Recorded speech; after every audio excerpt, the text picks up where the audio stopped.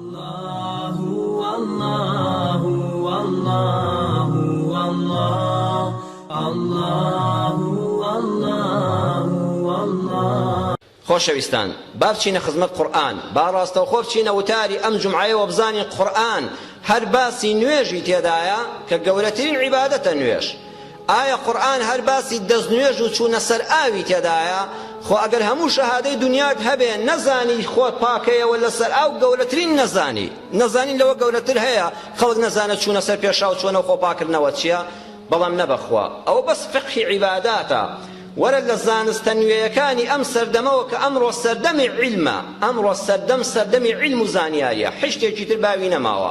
دەبا بزانین ئەو بێدینانەی کە تەعنە لە قورئان و مسلمانان دەدەن پێمان دەڵێن ئێوە وەکو ئیسلام چیتان پێیە بۆ زانستی نوێ؟ دەگوێ بۆ قورئانەکەمان بگرن. با ئێمە خۆمان دڵی پێخۆشکەین وەڵامێکیش بێ بۆ ئەوان و عیبادەتی خواشە گوێگرتن لەم بابەتانە. یەکەمیان با بچینە زانستی کیمیاوە. زانستی کیمیا کە لە مختبەرا دەکرێت، زانای زۆر پسپۆڕ و لێهاتووی دەوێت. لە زانستی کیمیادا یەک ئاەتی قورئان وەردەگرین، سەدان ئاەتمان هەیە، بەس جومعە مەجالی یەک دوو نمونەی دەبێتەوە. وەئەنزەلنا الحەدید، خوا دەفەرمێ ئاسنمان لە ئاسمانەوە ناردووەتە سەر زەوی. خوایە بۆچی سوورەتێکی گەورە لە قورئانە ناوی سوورەتی ئەلحەدیدە؟ ئەی بۆ سوورەتێک ناوی سوورەتی ئەذەهەب بێ ئاڵتون؟ خۆ ئاڵتون لە ئاسن بەنرخترە. ئەی بۆ سوورەتێکمان نییە ناوی سوورەتی ئەلفیضە بێ زیو؟ خۆ زیویش لە قورئانە هەیە وایە نا؟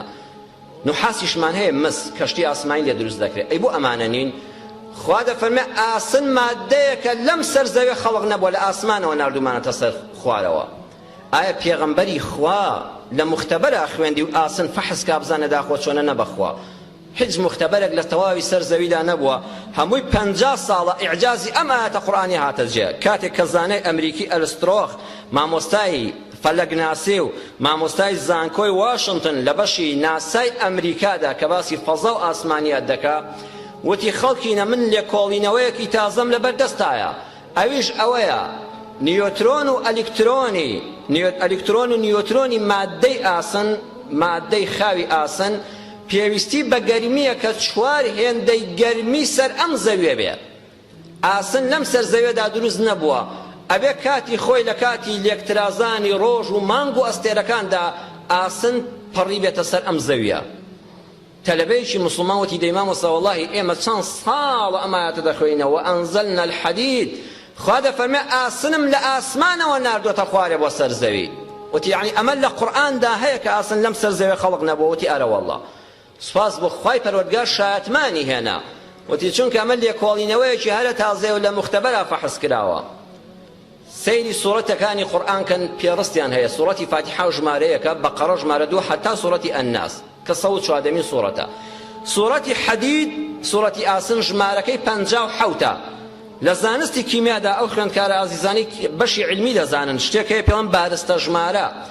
بارستە ژمارەی ئاسن 57، هەروەکو زنجیرەی سوورەتی ئاسن لە قورئانە 57.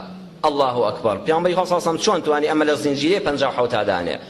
ئاسن 5 بارستە ژمارەی هەیە، 55 و 56 و 57 و 58 و 59.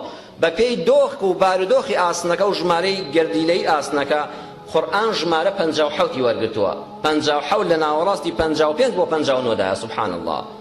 واتە ناوەندەکەی وەرگرتووە کە ئومەتی وەسەطین، ئێمە قورئانەکەمان ئومەتی ناوەندی هەڵبژاردووە.